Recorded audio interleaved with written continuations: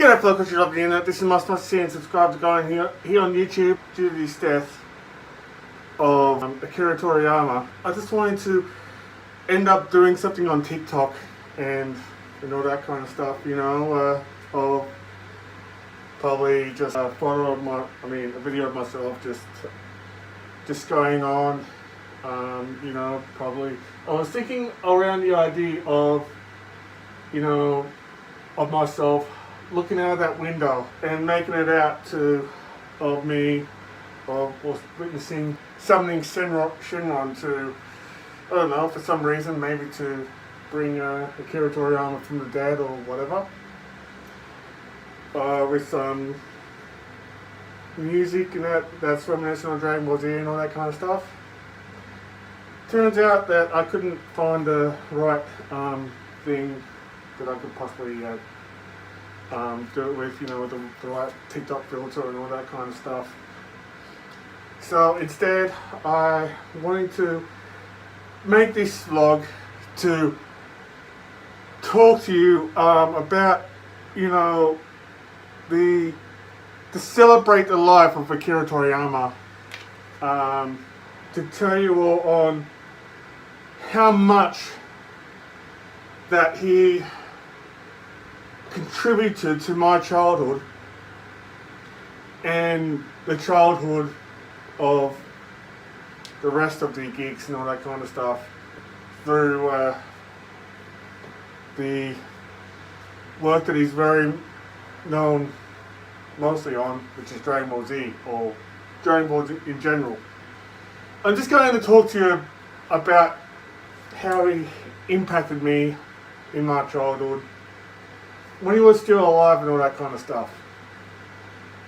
As a creator of a well-known manga that turned into an anime, Dragon Ball, Dragon Ball Z, Dragon Ball Super, you name it. So, around in my childhood, I recall that, I know that there's another very YouTuber by the name of Blazy Fox that have, explained it already, how if we wake up too early in that, we would, most of us were most likely to wake up just to turn onto channel 10, waking up to aerobics. Or if we woken up too early, and even earlier than that, we've been woken up to some infomercials and all that. Because back in my childhood, there was no such thing as Gem, Go, 10 Peach, 10 Bold. The 5 channels that you get is Channel 7, Channel 9, 10, ABC, or the ABC kids with the lineup, and SBS. Okay? But normally I ended up breaking up school and all that kind of stuff, most likely to this.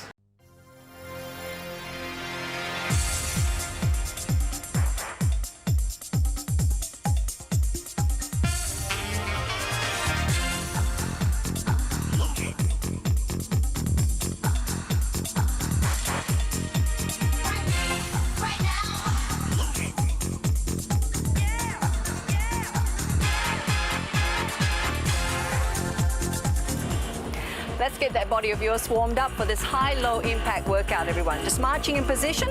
I'm on the beat, I know I am. So sit those elbows close. That's right. Most likely girls, attractive females, I might add. Doing aerobics to some of the music that's pretty much royalty-free, I've not heard of. Doing aerobics in various locations throughout Sydney, whether it's around Bondi, whether it's around the Rocks, or even not in Sydney at all, even in the studio. But the thing about it is that, yes, I end up waking up because I have to go to school, every single in that time. But school wasn't really my thing when I was a kid, because of the fact being is that I don't normally have any friends and all that kind of stuff. I wasn't really the popular kid and all that kind of stuff, you know. And even though that, you know, there's like a law that we must go to school or whatever, otherwise we get like, you know, the dogs picking us up and all that kind of stuff. You know, some of those times here in New South Wales and all that kind of stuff. You see, when I was a kid, I wanted to watch cartoons, you know, whether it's some of the known tokusatsus that are, of course, Big Bad Beetleborgs. There's a tokusatsu of Action Man, which is one part live action and another part cartoon. You know, many of those cartoons are basically there to sell toys, you know. And not to mention that there's also a tokusatsu of made by Saban called the Teenage Ninja Mutant Turtles, you know, as well. You know, back in the Saban era, even though that around that time, Nickelodeon didn't have the rights to the Turtles. It's Fox that own the Turtles, you know. And there's so many superhero shows and that, mainly Marvel and all that. As a matter of fact, I'm just wearing this shirt and all that kind of stuff. You know, even though that, yes, I do heard of Toonami is the American's gateway to anime and all that kind of stuff. You know, I'm a 90s kid. Anime is the most talked about thing around the schoolyard in around my time, you know. And not only that, but Cheese TV, which is, you know, which is a very show that I woke up for, you know that, introduced many of us, you know, around Australia. And especially us that don't even have Foxtel or even pay TV into anime.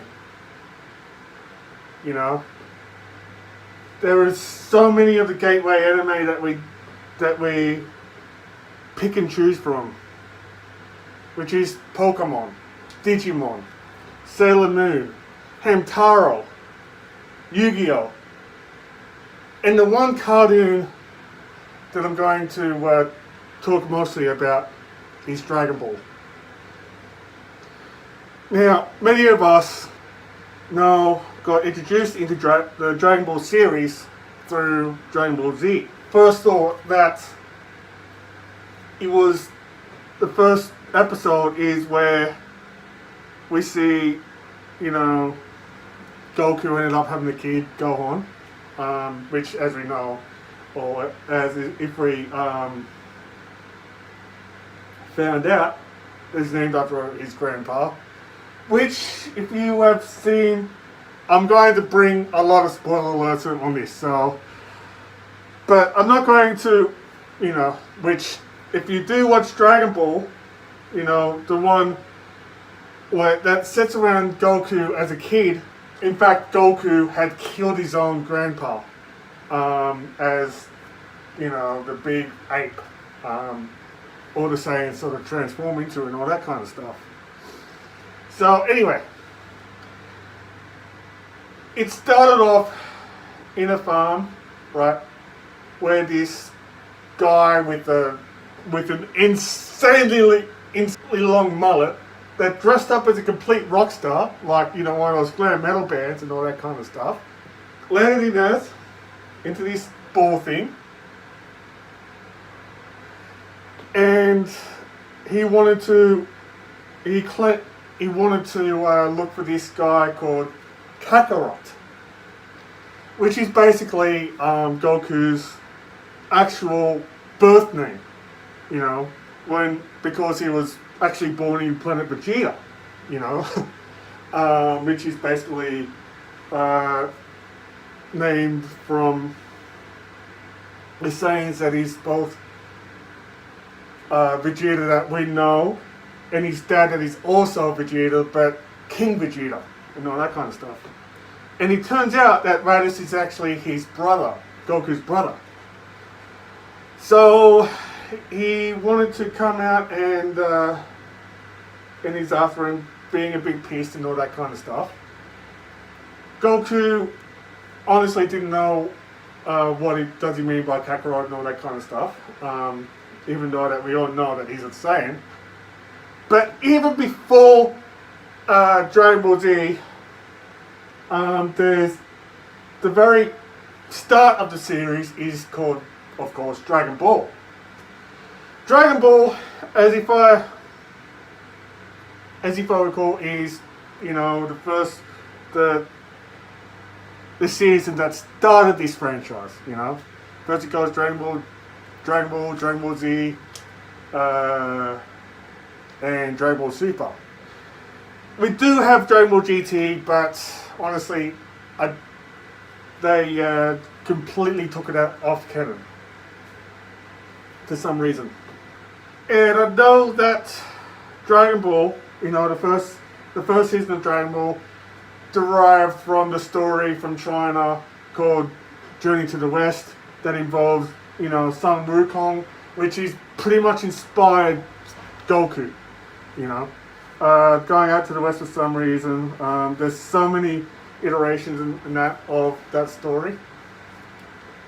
Okay, it's like an adventure story, by the way, just looking for Dragon Balls and all that kind of stuff. And if you don't know what Dragon Balls are, they're actually, you know, basically they're just balls and all that kind of stuff, like orange balls that, where if you collect a certain number of them with different sort of stars and all that kind of stuff, a dragon pops up and that and grants wishes like a genie and all that. Well, that is basically what the anime is, roughly goes around. It's basically a Shonen Jump anime and all that kind of stuff. It really, you know, it just makes me, you know, wanting to end up being a fighter and all that kind of stuff. Hell, you know, and then, so I'm just a bit all over the place and all that kind of stuff. And I just thought, well, that is really cool. You know, it looks really amazing. You know, I thought that as a kid that I wanted to be that, like those people. You know, just you know, learning some moves and all that kind of stuff. You know, fighting evil and that. And there's so many things that I sort of remember from that show, especially where in the Frieza saga, you know, Frieza is more one of those tyrannical villains and all that kind of stuff. He's like really twisted, he's like, all of them are really evil and all that kind of stuff, you know. Frieza sort of blew up Goku's native planet, Goku and Vegeta's native planet, of course Vegeta, and also Namek and all that kind of stuff. He's, in a way, he's sort of represented, to me, you know, all the tyrants and all that kind of stuff, or the genocidal tyrants, because the fact being is that he destroyed, from as I recall, 2 planets. Probably 3 in Dragon Ball Super, because, you know, he blew up Earth and all that kind of stuff. And even though that the way that in the end of the Frieza saga, even though that the whole fight between Goku and Frieza, it lasts about, you know, 10 episodes, you know, 10 episodes, just for the one fight, you know. 10 episodes, and I just thought, well, wouldn't that the fight would be over and done with? I mean, them both would have been freaking tired. But these two guys, Frieza and Goku, are fighting each other. You know, I would have just think, wouldn't they be tired by now? You know, with all that thing. You know, they have most of the characters have so much unbelievable endurance and all that kind of stuff. So godlike, you know. And that's even before there's a such thing as a Super Saiyan God, you know. And Super Saiyan God is like, it's just above omnipotent, you know. It's like, whoa, completely broken almost. And at the end of this fight, you know, instead of Frieza just taking his ball and go home and all that kind of stuff, he blew up Namek. And that's the one thing that sort of reminded me in that. And then there's this filler episode that revolves, you know, Goku isn't around. There's this filler episode revolving around Garlic Jr. and that, where basically once, you know, there's this mist and that turns other people evil and all that kind of stuff, and pretty much rabbit and all that. And then it's the androids and that, you know, where we just got introduced to Trunks and all that. I can almost make an entirely different video and all that kind of stuff, you know. But the problem about it is that even though there's so much things to talk about, you know, with Dragon Ball Z and all that, you see, with me, I ended up having to go to school. My primary school was basically in around that time.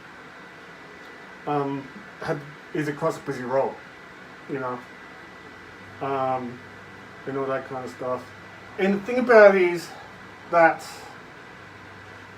me and my family and that have never lived closer, haven't even lived close to the school I went to. I was in another suburb to it, you know.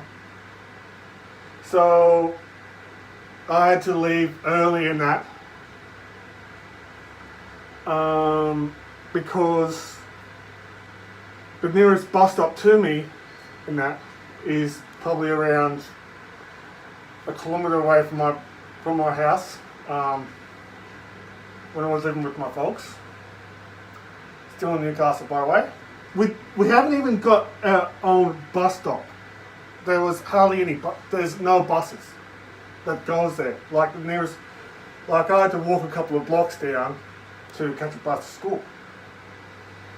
Coming into high school and all that kind of stuff, same problem. But I had to leave earlier because it's a longer trip from my place to my high school. And believe you and me, right, I was once in this stage that there's a certain bus that I have to catch, and if I catch the one too early, I probably would be at school for longer. But if I catch the too late bus, I had to wait for another bus within an hour. Because I live in this suburb in Newcastle, and even though that I didn't get the luxury of getting a school bus like the majority of the kids that I went to school with. I didn't get picked up from my doorstep to go to school, even though that's more for like the special ed kids and all that kind of stuff. Even though that, yes, I do have autism, but I was in the mainstream class and all that, you know. So I had to literally catch a public bus. And I literally had to catch a public bus from East to all the way up to HSC. I didn't even get my red P's until I almost left school for graduating and all that kind of stuff. So back to that. That is the main reason why, you know, that I would much rather just stay home and watch the cartoons rather than just go to school. When I was a kid, you know, I'm just being a bit of a, I'm pretty much more of a rebel and all that kind of stuff, you know. Like, I was this kid that would rather fit in as my top priority, getting girlfriends and all that kind of stuff, rather than doing well at school, you know. And yes, I'm very regretful of some of the things that I get bullied along and all that kind of stuff. So, yeah, another story. So, this is this video that I wanted to bring up to you and all that kind of stuff, in dedication towards Akira Toriyama, because I've never ever met him. Now I know for sure that I met at Supernova, jumping to a couple of years. I was even at a Q&A panel at Sydney Supernova of Sean Schimmel and Chris Sabat. Now, this is another story, jumping down a couple of years. Sean Schimmel, in case that you don't know, Sean Schimmel, he's a video he's the English dub voice of the adult Goku. The other memory about it is that, well, they're both guests of Supernova. And I was there and just attended a panel in this. They were just talking about their experiences and all that kind of stuff of working on the show as voice actors and that. You know, I'm just going to get to you. I don't want to make the video that long, so I'm just going to do this as a bit of a dedication to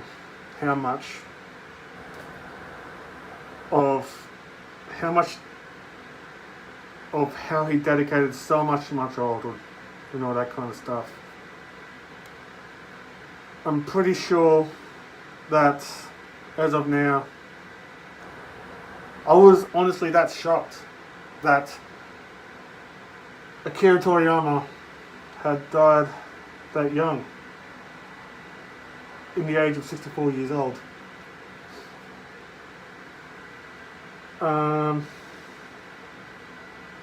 Even though that, yes, I was shocked, even on social media and all that kind of stuff.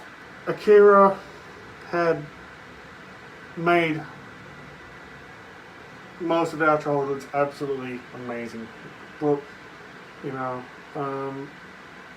he contributed to our nostalgia, you know, especially in a lineup of cartoons that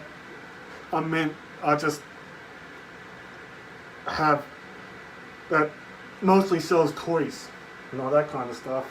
And even with Cheese TV is like another thing, you know, where they have like 3 cartoons and have segments of, you know, whether it's competitions of winning toys and reading letters and that of the fans of the show, which I call cheeseoids.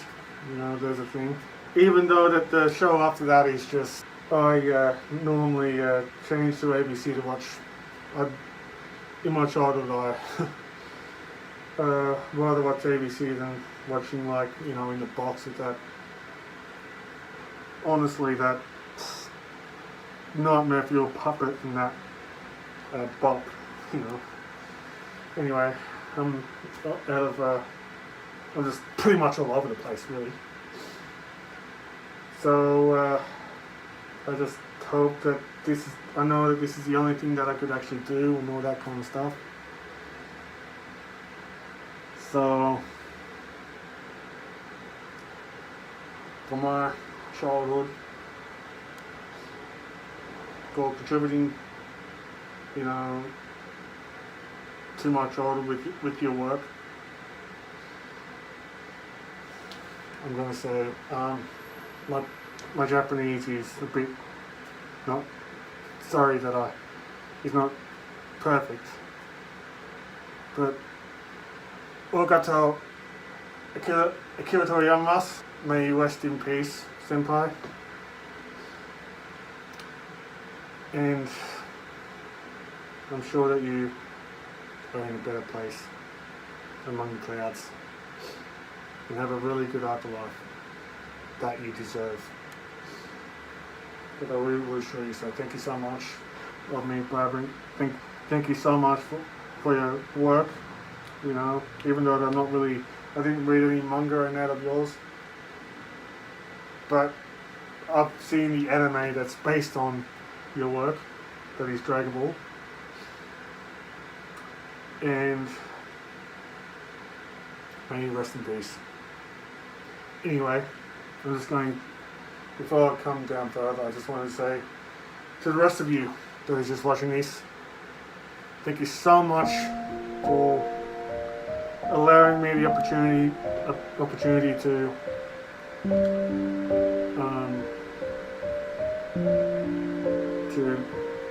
to up and out, up and up and that kind of stuff. If you do like this video and that, maybe that you wanted to comment, what you wanted to say to him or something like that, what are your thoughts on Akira Toriyama and Dragon Ball and all that kind of stuff, of how much joy that he brings to you, if you read his manga and all that kind of stuff. So just comment down that. If you do like this video, thumbs up. If you do like my content so far, make sure you consider subscribe to this channel, as I would appreciate if you do, even though it's very small. There's a couple more videos that I wanted to put into this channel also, so if you wanted to check that out, or any other videos, if you wanted to be the first one to know, make sure you press that bell icon and turn your notifications on. Also, if you want to support me further, there's links to my social medias and ways to give me money on the description down below. If you wanted to friend me on PSN, or if you wanted to look for me in Tamriel, my gamer tag is Bruzo21. As always, thank you so much. You're all amazing. Akira Toriyama, may you rest in peace. And until next time, may these go draw. Bye for now.